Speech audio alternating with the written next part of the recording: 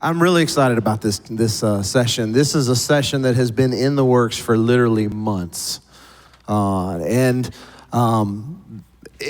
excited because I really believe God's going to do something special here tonight. God's been unfolding this for me literally since November. And so I can't wait to share with you some of the things that God's been showing me over these past few months. But I need you to listen in. I need you to settle in and listen in because God's got something for you tonight. We're talking about stress. We're talking about anxiety. It's something that I think really is, all guys deal with it. We don't like to admit it, but if we're honest, even from the 10, 11, 12-year-old up, we're dealing with this. And it's one of those things that I think is silent because we're macho, we're guys. We don't want to talk about it. We don't want to admit we have a weakness. We don't want to admit we have a hurt.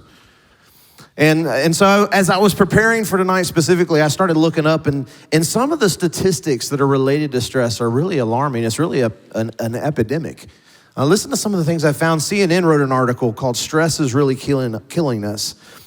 Citing, and this is a secular article, it's citing that stress-related disorders are key factors in 5 out of the top 6 leading causes of death, including heart disease, cancer, strokes, lower respiratory disease, and accidents. 75% of all doctor visits are stress-related. But we act like it's not a problem. We got this. We're guys. Stress causes as many as 1 million people to miss work each day. 1 million people can't figure out how to get to work because of the stress they're under, the anxiety they feel. And we just keep sweeping it under the rugs like it's not happening. Like it's normal, it's okay, I'll get through it. I'm gonna man up, muster in. I think as a society, we're chronically understressed or overstressed and underrested. This stat blew my mind. In Japan and in China and in South Korea, they actually, over the last few years, have actually created, each of those cultures has created a word for people who are literally dying at work. They are working themselves to death. They're under such stress, such anxiety from their jobs, the expectation to perform, that they have literally created language to talk about those people. In 2019, 48% of Americans consider themselves workaholic, and here's the crazy part about that, they're proud about that. We're proud to be, I'm a workaholic, man, I get things done, right? But it's killing us. And this is something that I think if we'll bring it out into the open and we'll seek God's face, He's got a solution. He doesn't want you to live in this stressed out, strung out world. He doesn't want you doing life that way. There's a solution. You can go away changed if we'll give it to Him. We read passages like Psalm 23 and we read those and we kind of spiritualize them, but we don't think that God really is able to do that. We don't take Him at His word. Even for me as a pastor on staff back 10 years ago, I'll never forget the first time I struggled with anxiety. I was serving as a pastor. I was on a staff and doing ministry, and things were a little stressful. I mean, there was things going on, a lot of stuff happening in ministry, but I remember one night I woke up in the middle of the night and my chest literally felt like somebody was sitting and I couldn't breathe. And I did what all of y'all done. Oh, I must have ate something bad. I'm gonna roll over, buckle down, go back to sleep. And I just stood just awake. And I couldn't figure it out. I wasn't worried about anything. I wasn't having problems, just stress. And it went on time after time until the attacks, the panic attacks, the anxiety, they started happening more and more frequently. And what happened was I actually was in work one day and it just came on and I said, I've got to go to the hospital. I can't do this anymore. And so I went to the doctor and I said, I think I'm having a heart attack right now. The doctor looked at me and said, you're fine. I said, no, I'm not. This is not fine. This is not okay. Check me, please. They were like, this is not normal, right?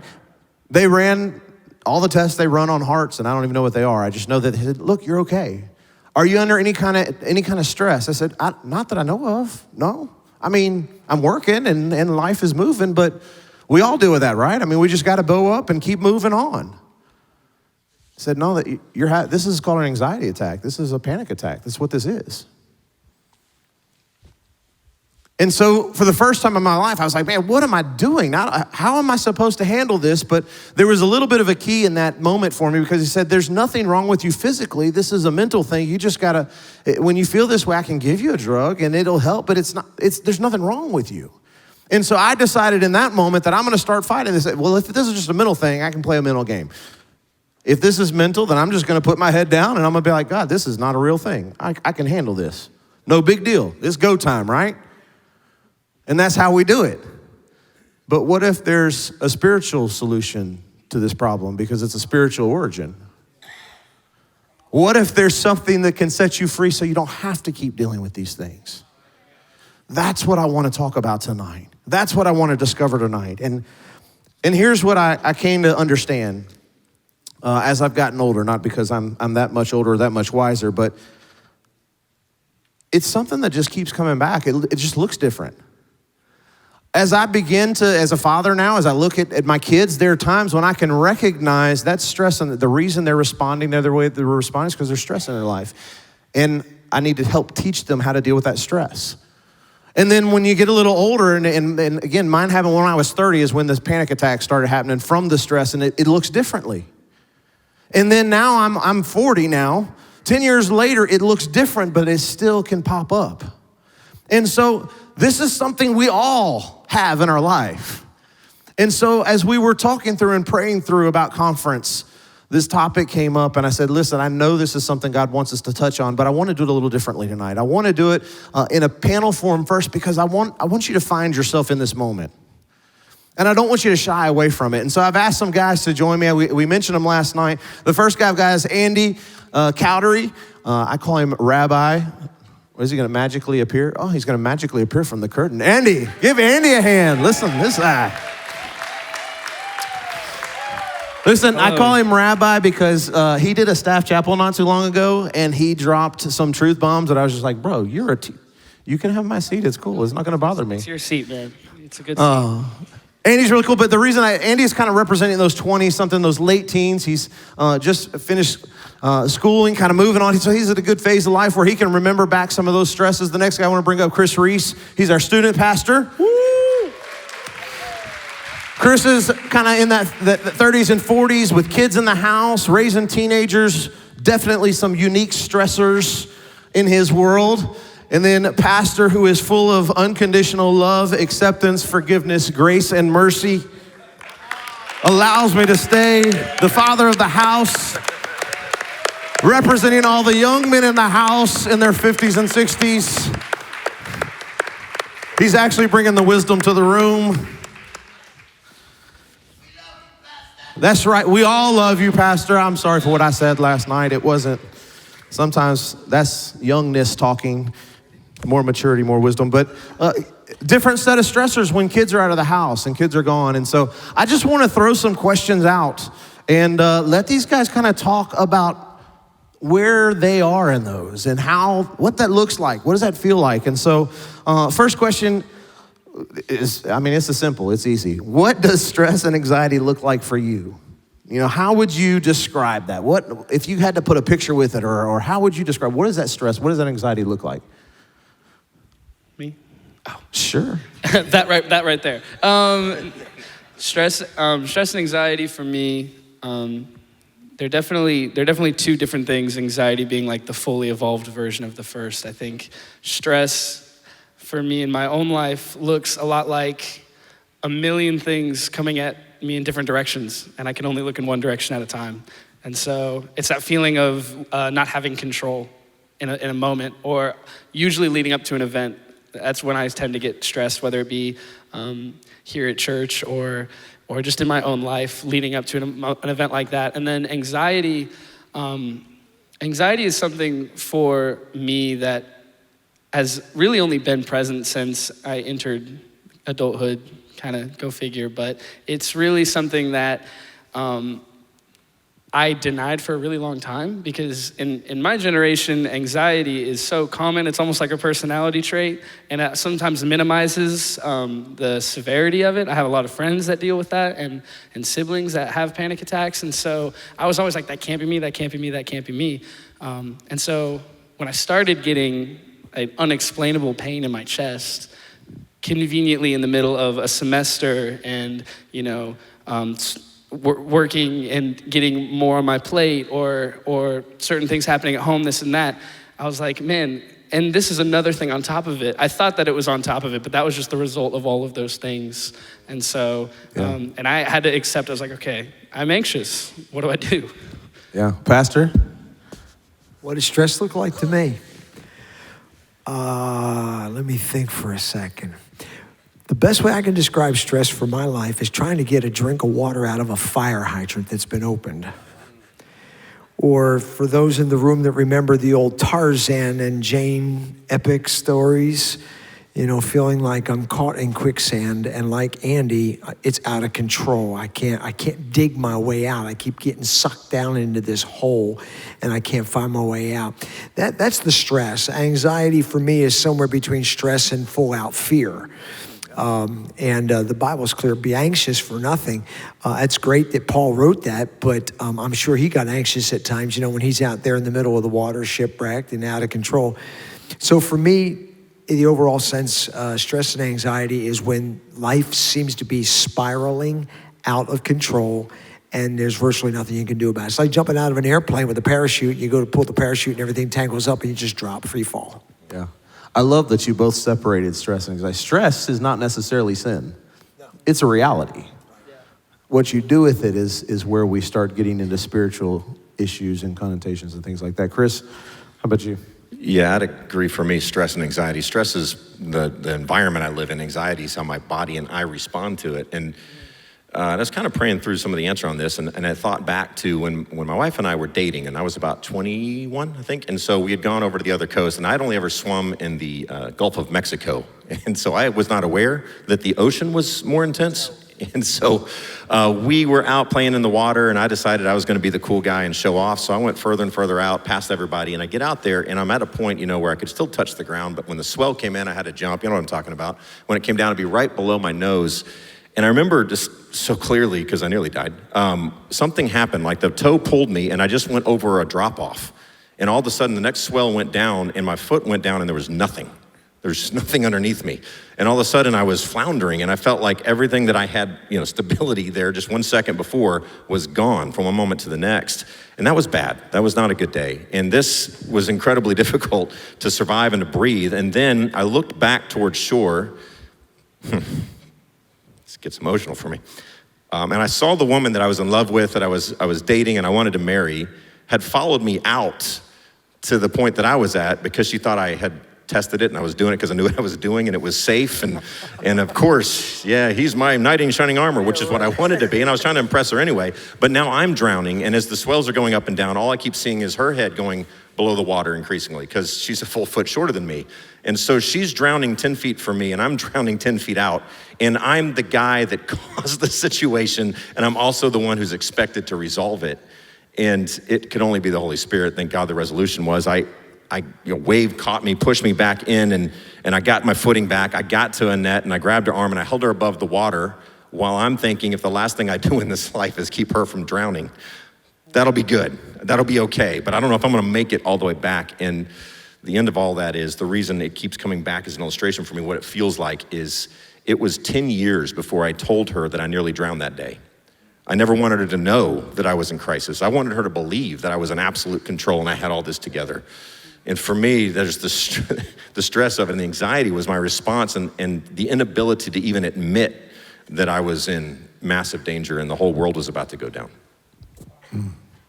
You relate? I don't know about you, but when I hear the different answers, there's just different seasons. I'm like, I know that feeling. I know that feeling. And even that feeling comes back and you just kind of, all right, let's keep moving.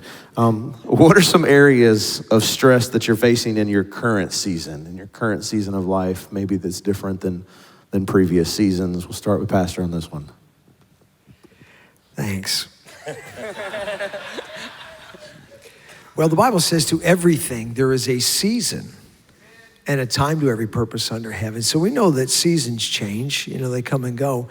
As I've moved into this current season of my life, it's a matter of looking back and looking forward. So I see stress looking back at what it looks like there, and looking forward what it could potentially look like there. And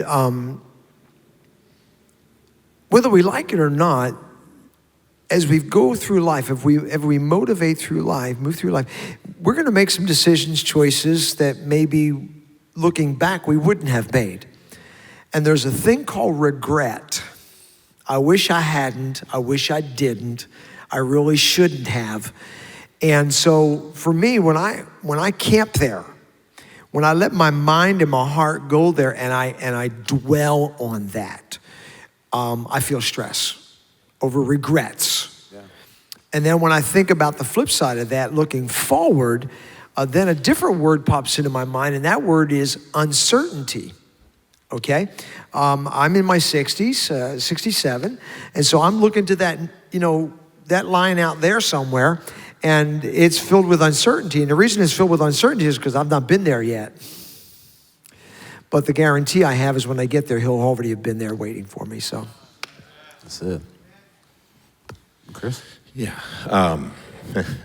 So this one's kind of recent, and I maybe it's a season, but about 5 years ago, I lost the job that I had. And in that moment, it wasn't just the job, it was everything that I believed about myself was tied into this role, this position, not just financially, although that was a huge piece of it, but also how I saw myself, where I got fulfillment of my own soul. And so this season of life for me has been much less about figuring out what it is that I do. It's much more about figuring out who I am and getting really, really clear on who Chris Reese is and where I get my sustenance from. And the struggle before had always been, I'll go do this thing and perform that action and get that done, or my wife loves me today, so I'm good, or I'm doing my job really well and my boss really appreciates me and I'm getting a high five, so that's great. But when all those things disappeared, my wife didn't. She loved me all the way through it, so let me clarify there. When everything but that one anchor kind of dissipated from my life, it was all of a sudden back in that ocean going, oh my gosh, the floor's dropped out. So this season of life for me, the biggest stressor has been, and then of course God has been so faithful through it, figuring out, it doesn't matter what I do, who am I? Who am I? That identity. Yeah. I think the biggest thing that that brings stress to me right now is leadership, what that looks like. I think I was raised by my parents to always be a leader and to be in a position of leadership, and then have to tell myself that perfection and leadership aren't in the same category, and so I have to daily remind myself that what my opinion and perspective on leadership has to always be surrendered to what God's opinion of leadership is. And so I think for me, it can be it's very stressful to think about. If you didn't know, before I had this job, I was the housekeeper here. So to go from cleaning floors to leading middle schoolers, it's a bit of a jump. And so I think, and that, again, that's from my perspective though. I mean, God has seen it since before I was born. And so when I think like that, I think, okay, well then there's nothing to stress about. Everything in life is exhaustible except Jesus. Everything that I go through, your phone, your car, your social abilities to hang out with people, even family time, all of that kind of has a cap and then it fills back up. And in most of my life, I would just turn to those things and I would exhaust it and go to the next thing. And so stepping into a role of leadership, it has proven more than anything that there's only one inexhaustible thing. And I will get exhausted really quickly if I don't follow that. And then that's when I get into stress levels because I realize, oh, I don't have this figured out, or I'm 20 and I don't have control over this yet. And I have to remember that my perspective and my opinions has to be subject to God's perspective and opinion of me, which is that I'm here for a reason, and a good one, and not a bad one, if that makes sense. Yeah, and there's a theme if you hear it. The God's already been there. I told you the reason I call him rabbi is because he did a staff chapel. When he did staff chapel, he wasn't the middle school guy. He was still the janitor. And the way we structure our staff is everybody gets a chance to speak in front of the staff. And it's one of the most enlightening and incredible times in our staff meetings because you get to hear the heart and the stories behind each of them. But here this guy is who, as he says, been cleaning floors. He comes and just, there's profound truth in him that spills out of him because God has been preparing him for this moment, for his whole life. And so it wasn't a shift for God. It was just, this is the next thing. And then on the other end, you hear Pastor saying, I'm not sure what that looks like, but I know he's already been there. And so there's a certainty that you bring with that, knowing God is in the middle of the story and writing the story, and you're just discovering the story. And so, man, I think that's massive keys for some of those areas. It's kind of a multi-point. You can pick and choose which one of these you want or how many of these you want to handle. But how do you recognize stress and or anxiety as it's coming? Are there warning signs? When do the attacks happen? Is it a season of life specifically? Is it certain times during the day? Both and? Chris, you want to take it first?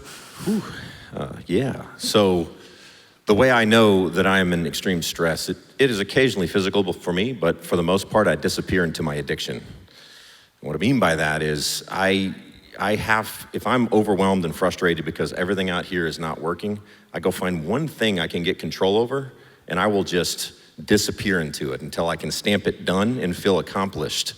And the only difference between that addiction and somebody who struggles with alcohol, drugs, pornography is mine is socially and spiritually acceptable. And so there's this moments where I can get so lost in that spiral, and I'm just gonna go find one more thing that I can do. I'm gonna go mow the lawn, I'm gonna go get something built, I'm gonna go cook some dinner, and I can justify it because it's all fine and good. And meanwhile, the consequences of that to my family and to my wife are exactly the same as if I disappeared into a bottle, because I've gone missing, I've gone quiet, I've gone dark. And so when I find myself just overwhelmed with a need to go accomplish something, man, I learned, and it took me a long time to figure that out, because I always thought it was a good thing. I was always told it was a good thing. I was always sure that it was great. That's me, out of control and in full-blown, really, panic attack. I'm manic energy, figure something out. And so that awareness for the last, I'd say, 3 years has radically changed my relationship with my wife, my kids, and my response to those moments.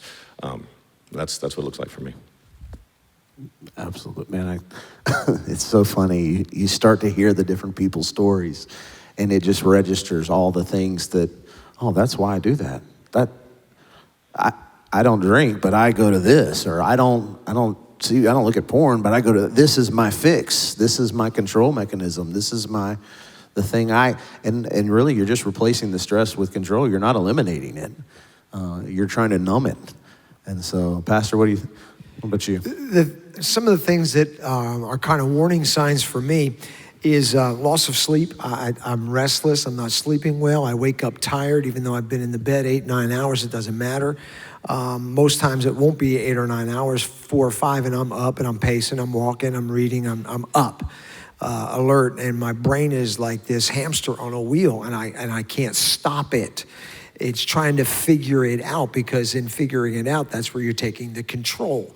And that's where this thing seems to spiral. So for me, it's a loss of sleep, anxiety in the realm of just restlessness in my head. I'm waking up. I'll blame it on, I got a lot on my mind, I'm trying to sort it out, those kinds of things. But then the other side of that is loss of appetite. Food doesn't taste good. Janice will say, what do you want for dinner? I said, I'm not hungry, leave me. Whatever you make, and she gets frustrated with me, and then I get frustrated with her, and the spiral just keeps going. Shut up out there. I don't know who said that, but just shut up.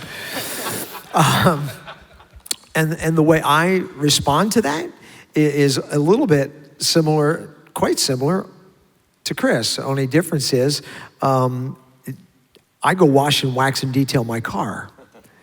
And I dive into it. It's sort of like if you've ever watched Last Man Standing, he goes out and rotates the tires, okay? And she said to him the other night on TV, she said, wait a minute, you just rotated them. He said, no, I didn't. She said, yes, you did. She said, when did you do it? He said, 15 minutes ago.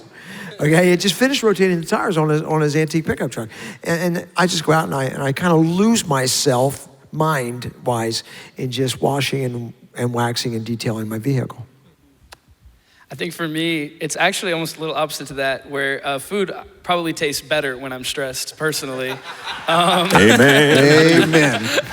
So when I was on housekeeping, I'd get off at like 11 p.m. And so I'd just be like, okay, well, I'm not cooking when I get home. My mom will kill me. And I'd be like, so I'm going to be nice to her and just go eat out and drain my wallet. And so and kind of like if you have such a scheduled routine of things, you'll just get home out of nowhere and be like, you forget your entire drive. You just like, your car is just programmed to just go home just like that. And I found myself where I would even have days where I'd just be stressed. And then I'm like, I should probably just go eat.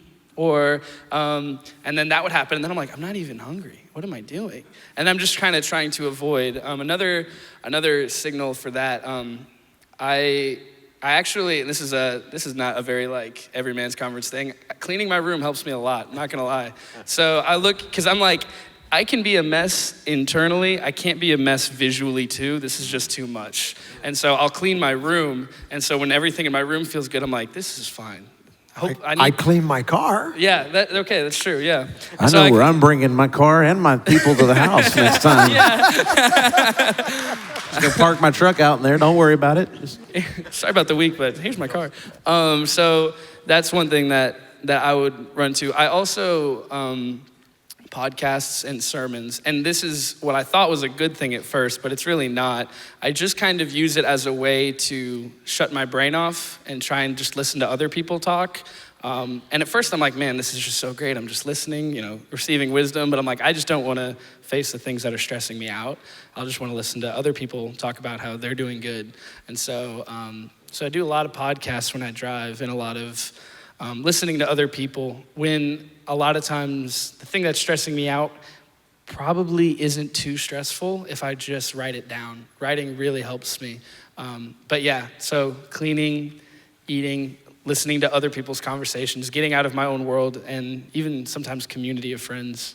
Again, it's that common thread of just losing yourself into something else. It's that numbing agent. And the danger in that is when you begin to do that, if it's not something that's constructive, very often it can be destructive. And then it adds a layer of guilt and shame to the stress. And you get in this vicious cycle where you can't find your way out because guilt and shame is gonna bring more stress.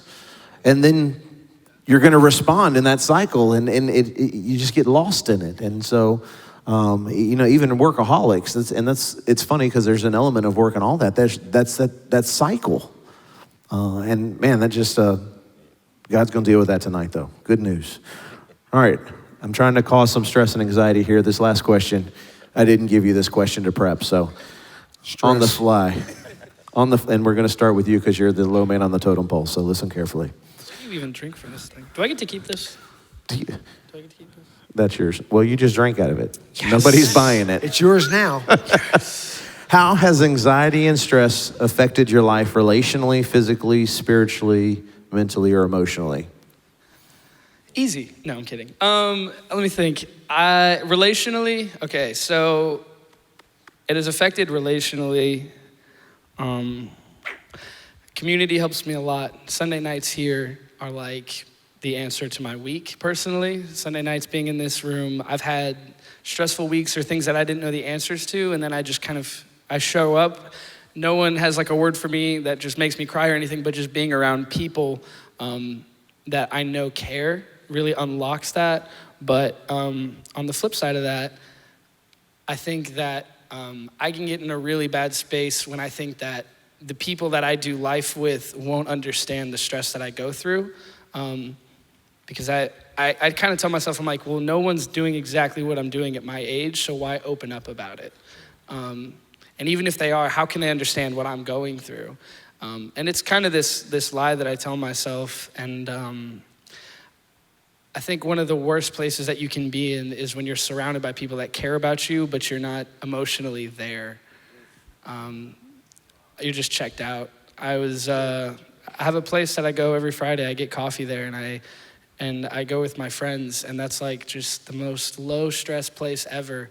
And we're all sitting in this circle, and I get this pain in my chest, and it hurts so bad. And I realize, again, I mean, what physical reaction to anxiety is just a million things stacked on to each other. It's not one thing. And so it was actually because I just spent money. I figured it out, that's what set it off. As soon as I spent money, that pain showed up. And so I'm sitting around with my friends at the place that I usually relax, and they're all talking about no idea because I'm so emotionally removed from the moment. And I think I might have just interrupted the conversation. I was like, hey guys, I have pain in my chest like right now. I'm very anxious. And I don't even remember what they said or what I said after that, but I know that talking about it, the pain started to go away.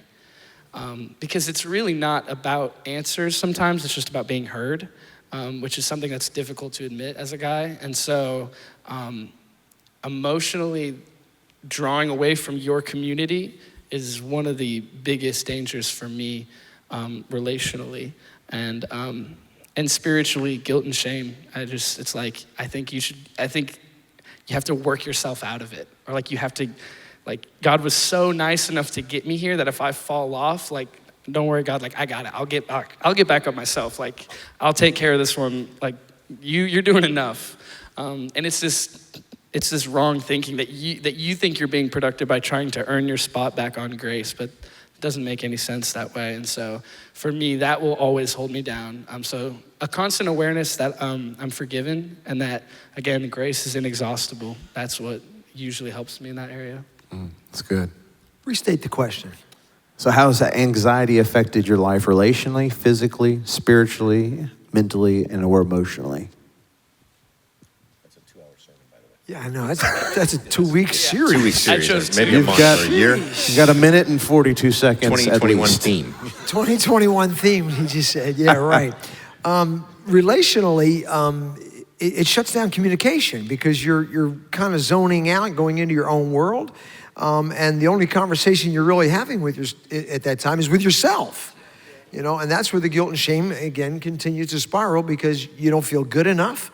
You feel inadequate, you feel insecure, all of the above. That was relationally. What was the other? Physically, mentally, or emotionally. Okay, for me, physically, I went through a season of life where I was internalizing so much. I was internalizing. I was stuffing was the technical term, and because of that, I was unable to eat real well.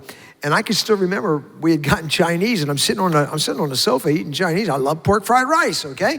I took a spoonful of pork fried rice, put it in my mouth, and without thinking, I didn't process it in my mouth. I just let it go straight to my throat. And as it started down, it stopped. And I was a New York millisecond away from telling my wife to call 911 because I stopped. I couldn't breathe. My heart was just racing. And I realized at that point it was because of the stress. Everything tightening up. So that's the physical. The spiritual for me, I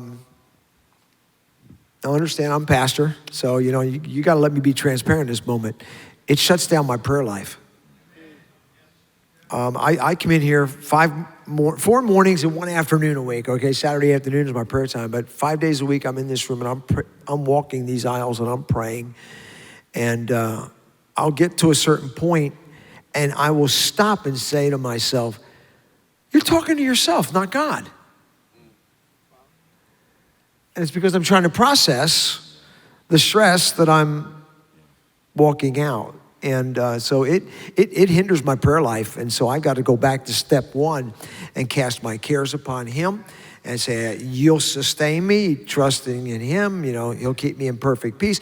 I've got to go back to some of those biblical anchors in my life. Those are my stopgap. I got to grab a hold of one of those. Otherwise, I feel like I'm a sailboat, in the water without a sail and no anchor. I'm stuck. So it affects my prayer life. Wow. Well, this is a big vulnerable moment. So I realized this not that long ago, maybe about 2 years, I'm going to say, but it's still walking this out. It's pretty raw. I realized that what I did to alleviate stress and to try to get out of the numbing cycle and all that, the single most damaging thing I've done in my marriage relationship as a father and as a son of God was I turned those 3 relationships into medication to fix me rather than relationships in which I was giving in. That's good. So I would show up in a prayer life exactly like that. And I'm just asking God to take some pain away because I am just overwhelmed, I'm frustrated. And that was 90% of my prayer life was me asking God just to not even fix it anymore. Like, I'm just so over it at this point. Can you just give me an hour of peace? And then I would go to my wife and I would, and we're in a men's conference, right? Yeah, so even sex became a thing that just give me a moment of bliss that I can just separate myself from the anxiety. And even my own children, I love them. I love every moment I get to spend with them, but I found myself looking for those moments so that I could feel good for a couple of hours in their presence. And all of that equaled me as the core and the center, and figured out one day in a prayer journal, and that particular page is covered in a lot of tear spots, that I was no longer being a conduit of the grace of God into anything in my life. I was being a black hole sucking it all in. And I can tell you in my marriage and and I'm still working this out, but the days where I show up and become authentic in hey, I don't know what I've got left to give, but I've got, like Andy was saying, it's God is the inexhaustible source.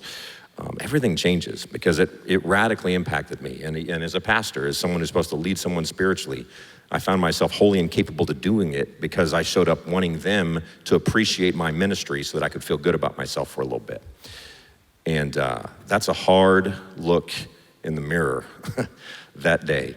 And yet the grace of God ministers even through all that. And I guess that's where I find peace, is even when I'm weak, he's still strong.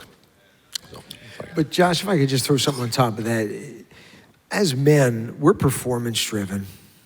It's part of our identity.